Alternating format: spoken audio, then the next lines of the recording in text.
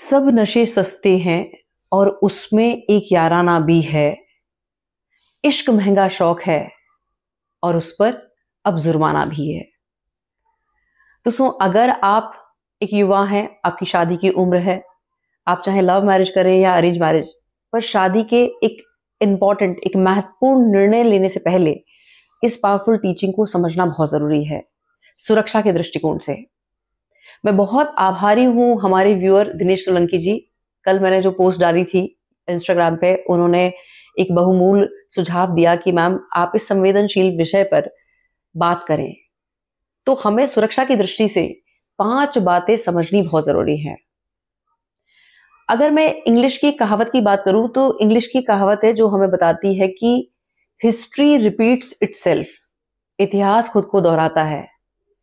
ये शब्द हमें सचेत और सतर्क रहने की सीख देते हैं। अगर हम जो गुजरा हुआ समय है उसकी बात करें तो भारत देश में एक समय था जब महिलाओं पर, लड़कियों पर अत्याचार होते थे, उनको दहेज के लिए प्रताड़ित किया जाता था, उन्हें जिंदा जला दिया जाता था, उनके साथ साथ उनके परिवार को भी टॉर्चर झेलना पड़ता था। पर अब कहानी पूरी तरह से उलट चुकी है। अब यही सब लड़के फेस कर रहे हैं। झूठे मुकदमे के आरोप उन पे लगाए जा रहे हैं। उनको इस हद तक टॉर्चर किया जाता है कि वो आत्महत्या पर विवश हो जाएं। उनके साथ साथ उनके परिवार को भी टॉर्चर दिया जाता है। हालांकि अब ये इतना गंभीर विषय है कि सही मायने में तो जो हमारे कानून हैं उसमें सख्ती होनी चाहिए, फेरबदल होनी चाहिए, और लड़कों के हक में भी ऐसे कानून लाने जरूरी हैं ताकि ये जो लड़कियां इस तरह की हरकतें कर रही हैं उस पर अंकुश आए। लेकिन सामाजिक दृष्टिकोण से अगर हम बात करें तो 5 बातें हैं जिनका ध्यान रखना हमारी जिम्मेदारी है। सबसे पहला, अगर आपकी शादी की उम्र है पर उसके बाद भी आपके भीतर किसी भी प्रकार का फियर है, डर है, तो शादी के निर्णय लेने से पहले उस फियर को निकलना बहुत जरूरी है।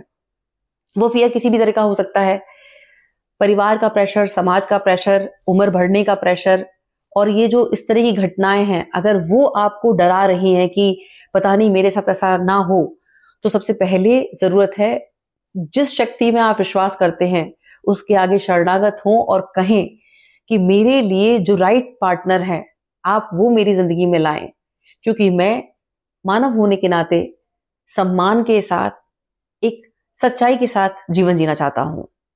तो फिर आपको डिवाइन गाइडेंस वैसे ही मार्गदर्शन देगी। इसीलिए पहले उस फियर को निकलना जरूरी है, क्योंकि अगर फियर के साथ कोई निर्णय लिया जाएगा तो देर सवेर किसी अन्य रूप में वो फियर बाहर आएगा।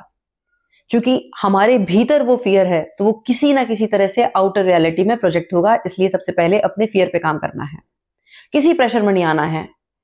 अब अगर परिवार का प्रेशर है तो खुलकर बात करनी है अगर आपके भीतर फियर है।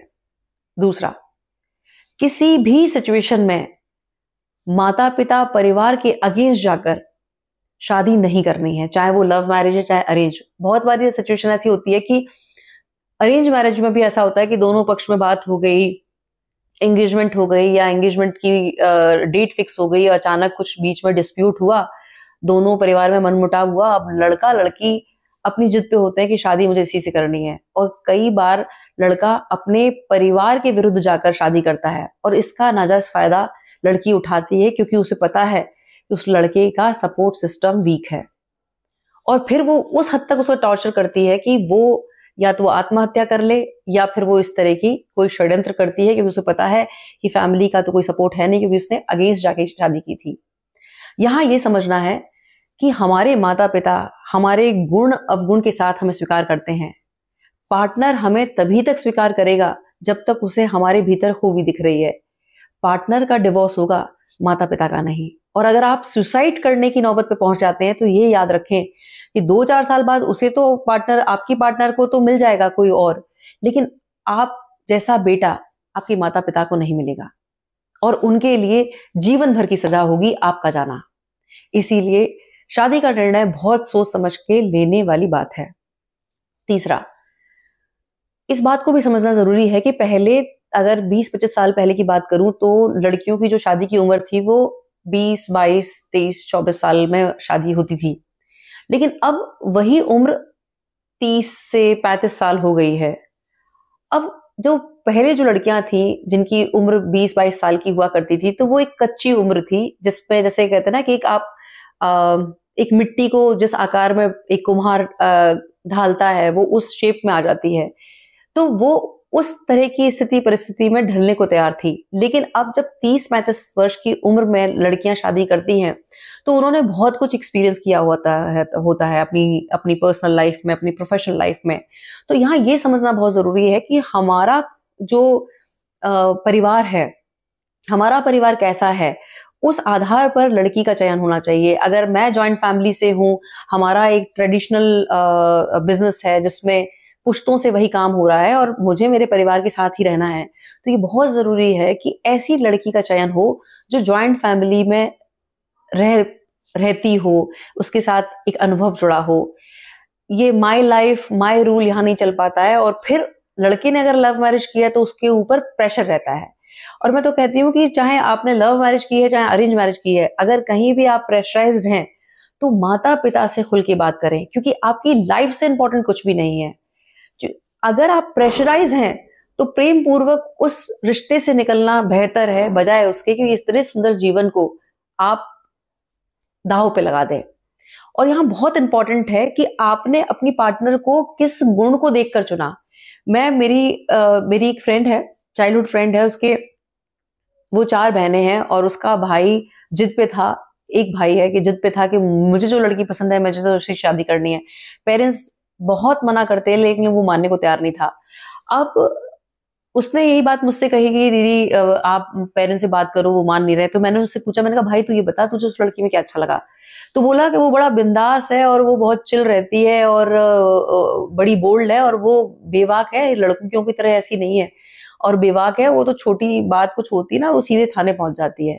तो मैंने मजाक से ही कहा, मैंने कहा भाई अभी वो और बातों के लिए थाने पहुंच रही है, कल को जब यहाँ आएगी, इस जॉइंट फैमिली में आएगी और कोई बात अगर उसको होगी तो मैंने कहा फिर वो थाने नहीं जाएगी। अरे आप तो दीदी नेगेटिव बात कर रही हो और ये है वो है। उसने नहीं बात मानी। लॉन्ग स्टोरी शॉर्ट, उसने शादी करी और शादी के 2-2.5 साल बाद वही स्थिति बनी कि छोटी छोटी बातें, वो स्विगी जोमेटो से उसका खाना आता था, उसका पहनना ओढ़ना रहन सहन पेरेंट्स के हिसाब से था नहीं, ज्वाइंट फैमिली में वो सब चीजें रोज की थी। तो वो तो गई और उसने सबके अगेंस्ट एफआईआर कर दी, उन बहनों को भी उसमें जोड़ दिया जो बेचारी यूएस बैठी हुई हैं, जिनका कोई लेना देना नहीं है। तो इसीलिए शादी का निर्णय बहुत सोच समझ के लेने की जरूरत है। 4th पॉइंट में इस बात को समझ लें कि आपको जिस लड़की से आप शादी करना चाह रहे हैं वो आपको कहाँ मिली, वो बहुत मैटर करता है। उसकी चॉइसेस क्या हैं, उसके पास डिसीजंस क्या रहे हैं, उसके लाइक्स और डिसलाइक्स क्या हैं। अगर वो उसका अपना इंस्टाग्राम अकाउंट है, फेसबुक अकाउंट है, तो वो किस तरह के लोगों से जुड़ी हुई है, किस तरह की पोस्ट वो करती है, किस तरह की पोस्ट को लाइक करती है।